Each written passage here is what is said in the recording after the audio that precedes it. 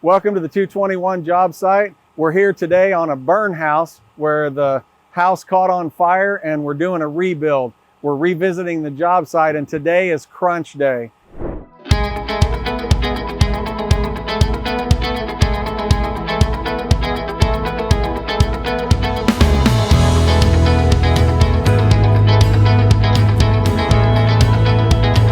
Okay, the reason today is crunch day, and this happens to us a lot in the construction industry, where we had a schedule and we had a plan all mapped out, and then we got 3 days worth of rain just one day after another. So trying to get all of the stuff done and get ready so that we can stay on schedule for the insulation team is probably one of the hardest things that we have to meet schedule-wise. Let's take a walk through on the inside and see where we're at as we get ready to clean up. Right now, this is happening a lot in our new builds and also in our remodeling side, where families are combining. They're making multiple living spaces in the same residence, or they'll build an extension on some kind of a room addition or an addition for additional people to live in. A lot of that's aging in place, families that are bringing their parents home and they're living with them so that they're nice and close by. So this remodel has been really cool. This used to be the garage, and we've made this into a single living space on the lowest level, and then there's an additional living space on the upstairs. And so now they're going to have this open area living room. They'll have a kitchen back here, which you'll see is going to get an island, a kitchen island, and then cabinets along the back wall. Then it comes around this side and goes into the bedroom space and the master bathroom and the closet. So it's not a large footprint, but the finished product, as you'll see, will be well worth all of the work in separating them. We ran into an issue on this particular build because of the timeline that we were going to put in a conventional HVAC system.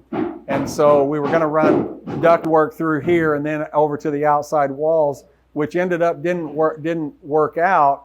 And so now we've switched over to mini split HVAC units. So we'll be heating and cooling the building with separate mini splits zoned.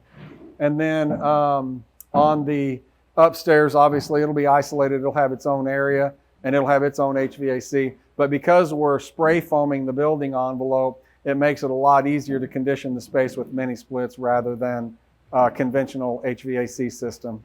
Really cool technology. So one of the things I was going to mention in this corner, this is where the original fire started. This is where the firebox was. The fire burned out this corner, and we found out that actually the problem was in the flue. It was in the chimney, which we're replacing the flue liner. We're putting in a stainless steel, and so it's going to be completely rebuilt on the inside. So they'll still be able to heat with that if they want to down here, just for effect. But it'll be, the mini split units will be more than comfortable down here. So when you're below grade, you got to have two means to be able to get out of the house at any given moment. And so what we ended up doing was cutting this wall open, the concrete wall, and then framing it in so that we could add a window here. And then that window would become the egress point if there was a fire between the front door and where the bedroom area is. So this will go in next week. As you can see, the trench has been falling in, but they'll put the egress enclosure and the egress window in here. And then if there's any problem, they'll be able to open the window and just get out right here, and they won't be barricaded by any kind of fire or anything.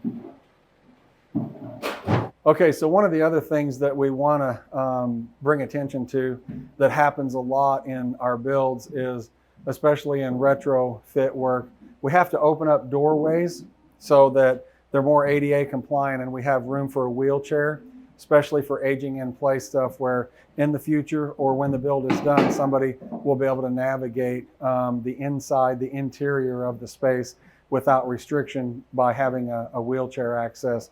So shower enclosures are typically bigger, doorways bigger, windows not really unless it's an egress. We try to upsize our windows for egress so that they're a little bigger than the minimum requirement, just for those reasons.